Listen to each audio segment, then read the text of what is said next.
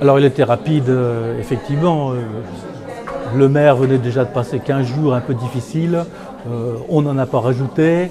Je pense que ça suffit. Il y a plusieurs points quand même sur le conseil municipal sur lesquels on peut revenir. C'est le fait, par exemple, que VGP nous retourne 1 300 000 € pour aider la ville à faire ses travaux. Il ne faut pas oublier quand même que cette année, on a contribué pour 8 millions d'euros, qui est une année exceptionnelle pour lui, certes, mais qui vont dans les poches de VGP. Donc ce 1,3 million est bienvenu, bien sûr, mais je pense qu'on aurait pu attendre un peu plus. D'autres points, j'ai insisté très lourdement sur le fait que VGP lançait un plan local d'habitat intercommunal et qu'il me semble que Vélizy n'est pas suffisamment présent ni représenté pour suivre ce dossier.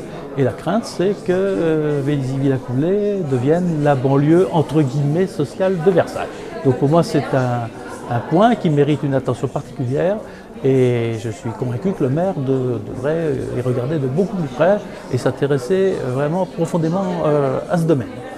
Et puis enfin, que puis-je vous dire sur les finances de la ville? On voit que les finances de la ville commencent à s'épuiser, puisque cette année le budget est encore confortable, mais il va permettre de payer tous les travaux de Louvois où il va falloir débourser de fortes sommes.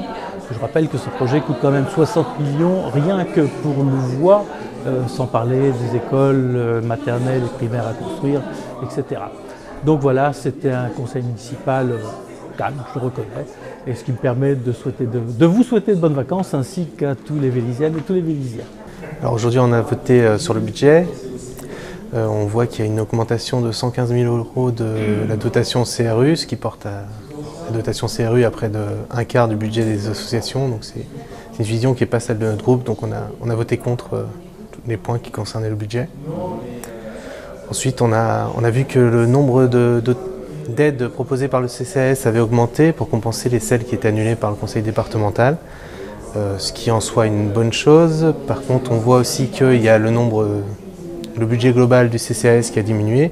Cela est dû aux baisses du nombre d'assistantes sociales dédiées à Vélizy qui s'occupent de Vélizy. Donc il y a une volonté effectivement de compenser les aides, mais il n'y a pas de volonté de la part de la mairie de compenser le manque de personnel. Et du coup, nous pensons qu'il faut des actions pour aller vers les citoyens, les Véliziens les plus démunis, afin de les faire connaître les actions possibles du CCAS, parce que malheureusement, la plupart du temps, ils ne connaissent pas, ce qui explique le faible nombre de demandes. Sinon, après que les Véliziens aient désavoué le maire, on ne connaîtra pas le prénom de celui qui l'aurait remplacé. Il faudra donc attendre 2020 pour connaître le prénom du futur maire. Bonnes vacances à l'ensemble des Véliziens et à l'ensemble du conseil municipal pour ces vacances d'été.